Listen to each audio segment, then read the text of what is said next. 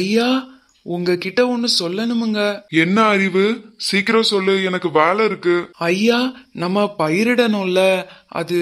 ஆமா, நான் பயிரிடுற வேலைய நான் என்னைக்கோ ஆரம்பிக்க சொல்லிட்டேனே, இன்னும் ஆரம்பிக்கலையா என்ன? ஐயா, அது இன்னும் ஆரம்பிக்கலைங்க ஐயா. என்னன்னா இப்போ ஒரே மழை காலமா இருக்கிறதுனால இப்ப பயிரிட்டோம்னா பயிரெல்லாம் வீணா போயிருங்க ஐயா. நம்மளுக்கு விளைச்சலே இருக்காது. அதான் ஒரு மாசம் பயிரிடுறத தள்ளி போடலான்னு சொல்றதுக்கு வந்தேன். என்ன, ஒரு மாசம் தள்ளி போட போறியா? நான் உன்கிட்ட என்ன சொன்னேன்? பயிரிட்டு இருக்கணும்னு சொன்னேன். என் பேச்சுக்கு மரியாதை கொடுத்து எனக்கு கீழே வேலை செய்யறதுதான் உன்னோட வேலை. அதுக்குதான் உனக்கு சம்பளம் தரேன். என்கிட்டே எனக்கே ஆலோசனை சொல்ற? ஐயா, நான் அப்படி சொல்லலைங்க, என்ன மன்னிச்சிருங்க. என்னன்னா எனக்கு இந்த பயிரிடுறதுல விவசாயம் பண்றதுலாம் 10-15 வருஷம் எனக்கு நல்ல அனுபவம் இருக்குங்கய்யா. என்னோட அனுபவத்தை வச்சுதான் ஐயா சொன்னேன். இப்போ பயிரிட்டோம்னா நம்மளுக்கு விளைச்சல் இல்லைங்கய்யா. மழையில எல்லா பயிரும் விளையறதுக்கு முன்னாடியே அழிஞ்சு போயிருங்கய்யா. அதுல நம்மளுக்கு நிறைய நஷ்டம் வருங்கய்யா. தெரிஞ்சுக்கிட்டே உங்ககிட்ட சொல்லாம இருக்கிறது தப்புன்னு நினைச்சேங்கய்யா.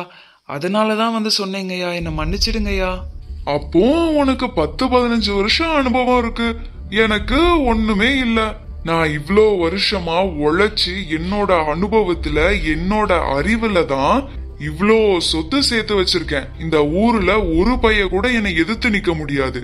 இன்னும் 10 தலைமுறைக்கு என்னோட சம்பாத்தியமே போதும். ஆனா நீ எனக்கு கீழே வேலை செஞ்சுட்டு எனக்கே ஆலோசனை சொல்ற. கேட்டா 10-15 வருஷம் அனுபவம்னு சொல்ற. அப்போ இவ்ளோ நாள் நான் சும்மாவே உட்கார்ந்து சம்பாதிச்சேன் நீ நினைக்கிறியா? நான் சொல்றத மதிச்சு உனக்கு எனக்கு கீழே இருந்து வேலை செய்ய முடியல. எனக்கே ஆலோசனை சொல்ற. எவ்வளவு தைரியம் இருக்கும் உனக்கு? இன்னையில இருந்து உனக்கு இங்க வேலை கிடையாது. ஐயா, ஐயா, என்ன சொல்றீங்க ஐயா? நான் என்ன மன்னிச்சிடுங்க ஐயா. நான் எதுவுமே சொல்லலைங்க ஐயா. நீங்க சொல்றத நான் கேக்குறேங்க ஐயா. நீங்க என்ன சொல்றீங்களோ நான் அதை பண்றேங்க ஐயா. என்ன மன்னிச்சிடுங்க ஐயா. வேலையை விட்டு மட்டும் என்ன தூக்கிடாதீங்க ஐயா. இந்த வேலையை நம்பிதான் என் குடும்பமே இருக்குங்க ஐயா. ஓ, நான் உன்னை வேலையில வச்சுக்கணுமா இல்லையாங்கிறதே நீ சொல்றதான் நான் கேட்கணும். இப்படி தலகணம் புடிச்ச வேலைக்காரங்க எல்லாம் என்கிட்ட இருக்க கூடாது. நான் காசு கொடுத்தா 1க்கு 10 பேர் என் காலு கிட்ட நிப்பான். நீ போறதுனால எனக்கு ஒன்னும் ஆக போறது கிடையாது. இப்பவே இங்க இருந்து வெளியே போ. இனிமேல் நான் உன்னை எங்கேயும் எப்பவும் பார்க்கவே கூடாது. என் கண்ணு முன்னாடி நிக்காம இப்பவே வெளியே போ. ஐயா, என்ன மன்னிச்சிடுங்க ஐயா. நான் உங்க கால்ல கூட நான் விழுகிறேன் ஐயா. என்ன மன்னிச்சிடுங்க ஐயா. வேலையை விட்டு மட்டும் தூக்காதீங்க ஐயா. இப்போ வெளியே போறியா இல்ல ஆளுங்களை கூப்பிட்டு கழுத்தை புடிச்சு வெளியே தள்ளவா? நானே வெளியே போயிடுறேங்க ஐயா. எவ்வளவு தைரியம் இருந்தா என்கிட்ட வேலை பாக்குறவனே எனக்கு ஆலோசனை சொல்லுவான். இது எல்லா வேலைக்காரங்களுக்கும் ஒரு பாடமா இருக்கும். எல்லாரும் எனக்கு கீழே தான் வேலை செய்யறாங்கங்கறத மறந்துடவே கூடாது. ஏங்க, ஏன் அறிவை வேலையை விட்டு தூக்குனீங்க? அவன் உங்களுக்கு நல்ல ஆலோசனை தானே கொடுத்தா. அவங்க எல்லாம் 10-15 வருஷமா விவசாயம் பண்றாங்க. அவங்களுக்கு எப்ப பயிரிடணும், எப்ப விளைச்சல் எடுக்கணும் எல்லாமே உங்களுக்கு தெரியும். அவனோட அனுபவத்துல உங்களுக்கு சின்ன ஆலோசனை சொல்லிருக்கான். அவனை ஏன் நீங்க வேலையை விட்டு தூக்குனீங்க? ஏய், உனக்கு என்னடி தெரியும்? இவ்வளவு வருஷமா என்னோட அறிவுல என்னோட பலத்துல தான் கஷ்டப்பட்டு உழைச்சு இவ்ளோ சொத்து சேர்த்து வச்சிருக்கேன். நான் இந்த மாதிரி எனக்கு கீழே வேலை செய்யறவங்க பேச்செல்லாம் நான் கேட்டிருந்தேன்னா எப்பவோ நான் அழிஞ்சே போயிருப்பேன். நீயும் இந்த மாதிரி ராணி மாதிரி சொகுசா வாழ்ந்திருக்கவே முடியாது. என்ன புரியுதா? நம்ம இவ்ளோ செழிப்பாவும் சந்தோஷமாவும் இருக்கிறது உங்க பலத்தாலேயோ உங்க அறிவாலேயோ இல்லைங்க. தேவனுடைய மகா பெரிய கிருபையினாலதான் நம்ம நல்லா இருக்கோம். ஆனா நீங்க எல்லாமே உங்க பலத்தாலன்னு நினைச்சிட்டு இருக்கீங்க. யாரோட பேச்சையும் மதிக்கிறது கூட கிடையாது. என்னைக்குதான் நீங்க புரிஞ்சிக்க போறீங்கன்னே தெரியல. எல்லாம் எனக்கு தெரியும். நீ உன் வேலைய பாரு. ஐயா, ஐயா. சொல்லுங்க சேகரண்ணே, எப்படி இருக்கீங்க? அவரு வீட்டுல இல்ல, கொஞ்சம் வெளியே போயிருக்காரு. நல்லா இருக்கேன் தாயி. ஒன்னும் இல்ல, என் பொண்ணுக்கு கல்யாணம், அதான் பத்திரிக்கை கொடுத்துட்டு போலான்னு வந்தேன். அப்படியா? அவர் ஒரு 5 நிமிஷத்துல வந்துருவாரு. வாங்க, நீங்க உள்ள உட்காருங்க. ஐயா வணக்கம். நான் தான் சேகரு, எகுத்த வீட்டுல இருக்கேன். என் பொண்ணுக்கு கல்யாணம். உன்னை யாரு உள்ள விட்டது? எவ்வளவு தைரியம் இருந்தா என் வீட்டுக்குள்ள நீ உட்கார்ந்துட்டு இருந்திருப்ப. ஐயா, அம்மா தான் உள்ள உட்கார சொன்னாங்க, அதனாலதாங்க ஐயா வந்தேன். ஓ, அவ சொன்னா உள்ள உட்கார்ந்துருவியா? ஏய் ராணி, இங்க வா. என்னாச்சுங்க? எதுக்கு இப்படி கத்துறீங்க? ஏய், எவ்வளவு தைரியம் இருந்தா இவனை நீ உள்ள வந்து உட்கார சொல்லிருப்ப? இவன் கிட்ட 1 ஏக்கர் நிலமாவது இருக்குமா? நம்ம வீட்டு வாசல்ல வந்து நிக்கிறதுக்கு கூட இவனுக்கு தகுதி கிடையாது. இவனை எப்படி நீ உள்ள வந்து உட்கார வச்சிருக்க? ஐயா, அம்மாவை ஒன்னும் சொல்லாதீங்க ஐயா. நான் பத்திரிக்கை கொடுக்க வந்தேன்னு சொன்னேன், அதனாலதான் உள்ள கூப்பிட்டாங்க. என் பொண்ணுக்கு கல்யாணம் வச்சிருக்கேங்க ஐயா.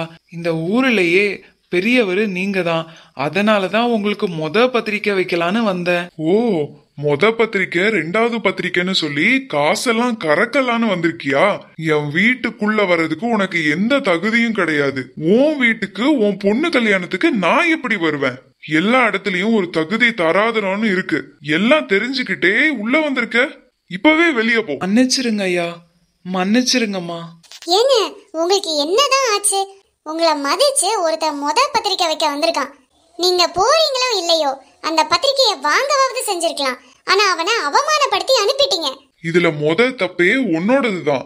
உனக்கு யார உள்ள கூப்பிடணும், யார வெளிய வச்சு பேசணுங்கிறது கூட தெரியல. இதுல உனக்கு ஒண்ணுமே தெரியாது. தொணன்னு பேசாம உள்ள போ. ஏங்க, நீங்க எப்பவுமே உங்களுக்கு தான் எல்லாமே தெரியும், உங்களோட அறிவால உங்களோட பலத்தால தான் நம்ம இப்படி சந்தோஷமா இருக்கோம்னு நினைச்சிட்டு இருக்கீங்க. அது ரொம்ப ரொம்ப தப்புங்க. தேவனாகிய கர்த்தர் தான் எல்லாருக்குமே ஞானத்தை கொடுத்திருக்காரு, எல்லாருக்குமே பலத்தையும் கொடுத்திருக்காரு. நம்மளோட சுயத்தால எதுவுமே பண்ண முடியாதுங்க. வேதாகமத்துல 1 பேதுரு 5ஆம் அதிகாரம் 5ஆம் வசனத்துல பெருமையுள்ளவர்களுக்கு தேவன் எதிர்த்து நிற்கிறார், தாழ்மையுள்ளவர்களுக்கோ கிருபை அளிக்கிறார்னு ஒரு வசனம் இருக்கு. நீங்க எப்பவுமே நீங்க நினைக்கிறது எல்லாமே கரெக்ட், உங்ககிட்ட மட்டும்தான் நல்ல ஞானம் இருக்குன்னு நினைக்கிறீங்க. நீங்க எடுக்கிற முடிவு மட்டும்தான் எப்பவுமே சரியா இருக்கும்னு நினைக்கிறீங்க. தேவனாகிய கர்த்தர் தாழ்மை உள்ளவர்களுக்கு தான் இரக்கம் அளிப்பார், பெருமை உள்ளவர்களை எதிர்த்து தான் நிப்பார். தயவு செஞ்சு உங்ககிட்ட இருக்க பெருமை, வெட்டி, கௌரவம் எல்லாத்தையும் எடுத்து போடுங்க. மத்தவங்க என்ன சொல்றாங்கங்கறத கொஞ்சம் காது கொடுத்து கேளுங்க. நானும் பாத்துட்டே இருக்கேன். நீ என்ன எல்லாமே தேவனுடைய கிருபை தேவனுடைய கிருபைன்னு சொல்லிட்டு இருக்க? என்ன பார்த்தா உனக்கு எப்படி தெரியுது? சும்மாவே உட்கார்ந்து எல்லாத்தையும் சம்பாதிச்ச மாதிரி தெரியுதா? எல்லாத்தையும் கஷ்டப்பட்டு உழைச்சு சம்பாதிச்சிருக்கேன். நான் இப்படி ஞானமாவும் என்னோட பலத்தையும் நான் பயன்படுத்தலனா இன்னைக்கு நம்ம இப்படி இருந்திருக்க முடியாது. நான் சும்மா ஒன்னும் சொல்லல, வேத வசனம் அப்படிதான் சொல்லுது. இன்னைக்கு உங்களுக்கு புரியலனாலும் இன்னொரு நாள் உங்களுக்கு புரியும். நம்மளோட சுய பலத்தால சுய அறிவால என்னைக்குமே நம்மளால சாதிக்கவே முடியாது. நம்மள படைச்சதும் தேவனாகிய கர்த்தர் தான். நம்மளுக்கு இருக்க பலன், அறிவு எல்லாமே அவரு கொடுக்கறது தான். தேவனாகிய கர்த்தர் இல்லனா நம்ம ஒண்ணுமே கிடையாது. இவளுக்கு என்ன தெரியும்? கஷ்டமே இல்லாம வாழ்றதுனாலதான் இவ்ளோ வாய் பேசுறா.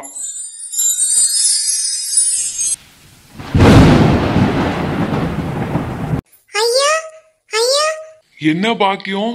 ஏன் இப்படி ஓடி வர? என்ன விஷயம்?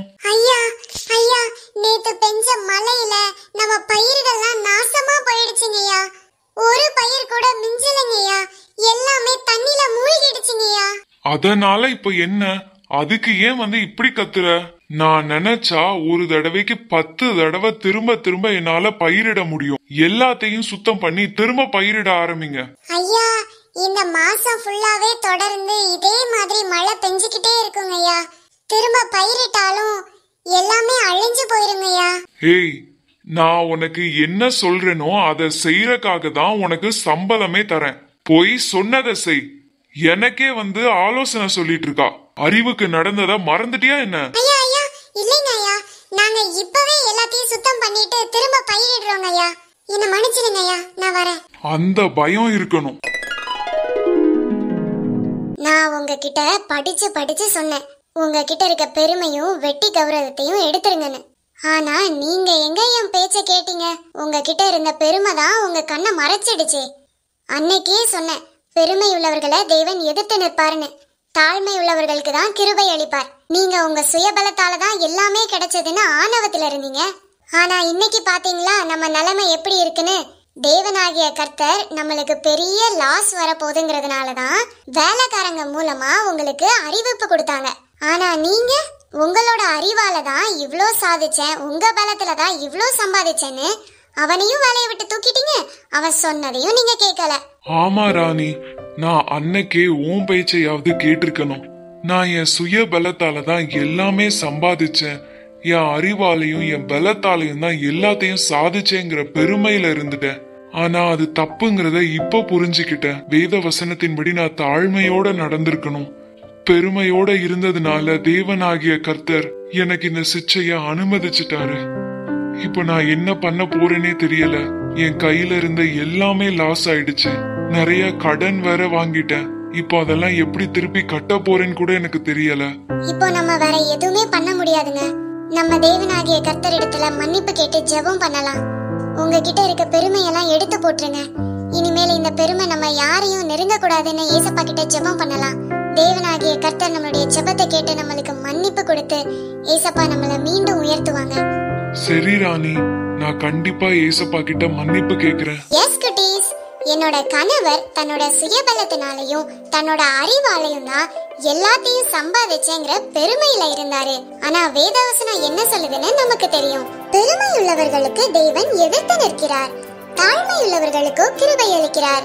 எஸ் குட்டீஸ், என்னோட கணவர் தாண்டாங்கிற பெருமையினால பெரிய லாஸ சந்திச்சாரு. ஒருவேளை வேதவசனம் சொல்ற மாதிரி அவர் தாழ்மையோட இருந்திருந்தாருன்னா கண்டிப்பா ஏசப்பா எங்களுக்கு உதவி செஞ்சு அந்த பெரிய நஷ்டத்துல இருந்து எங்களை காப்பாத்திருப்பாங்க.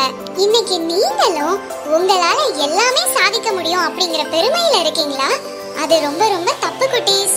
இன்னைக்கு வேதவசனம் சொல்ற மாதிரி உங்ககிட்ட இருக்க பெருமையை எடுத்து போடுங்க. தாழ்மையோட இருங்க. ஏசப்பா நிச்சயமா உங்களை பல மடங்கு ஆசீர்வதிப்பாங்க.